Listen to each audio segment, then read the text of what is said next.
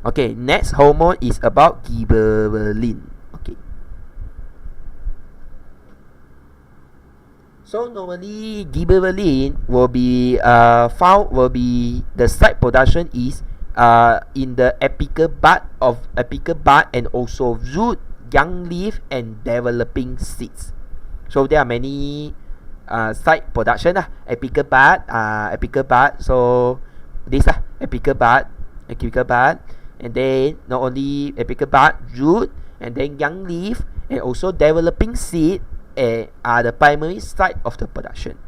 So normally these are the general function. It can stimulate stem elongation, pollen development, pollen tube growth, fruit growth, seed development, germination, regulate sex determination, and transition from juvenile to adult phase. So normally you see this function, this hormone, it more responsible to sexual regulation.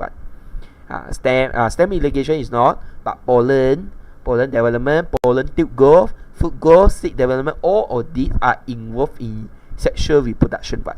So normally this hormone play the role in sexual reproduction, especially in seed germination. So one of the major function of the gibberellin is stem elongation. So you see this diagram.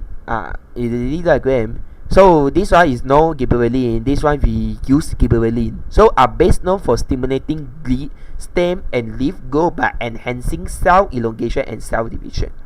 So it will activate the enzyme that loosen the cell wall and facilitating entry of expansive protein.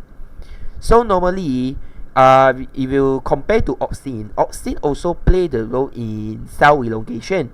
But auxin is found in majorly found in the bud of the plant. Either it accumulate at the bud of the shoot or accumulate at the root bud, meristematic cell. But in gibberellin, it provides the stem elongation. So you see this diagram. If only the plant only containing auxin does not have the gibberellin, the plant still grows, but only the leaf only can grow. The only leaf can grow, but the height of the plant cannot be increased because no gibberellin. But if you have gibberellin, it will induce the growth of the stem so that the height of the plant can be increased because all this stem is elongated by gibberellin. Okay. And then also gibberellin also play the role in fruit growth. So the very special case that not only ethylene, we know that ethylene is provide the ripening of fruit, right?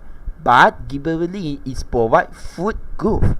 This is not the fruit ripening process, it is a fruit growth process, meaning that fruit is already ripened, but the fruit still need to grow.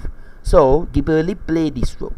So this is a very common important application in gibberellin is spraying the grape. So normally gibberellin they will play the role. The one of the application in the gibberellin is the fruit that never mature fruit. They will cut down from the trees, and then they will pass to the industry or go to the supermarket, and then after they reach the supermarket, they will spray the gibberellin to stimulate the mature of the fruit.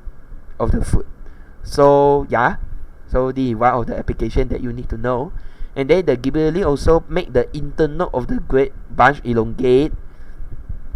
Okay, so this is one of the function. Okay, another function is about seed germination. Okay, so seed germination I hold on first because this one you will learn in chapter 4. There are one topic, the special topic about the seed germination. So gibberellin play the role in seed germination. Okay, so this one I hold on first. I will teach you next chapter. Okay, the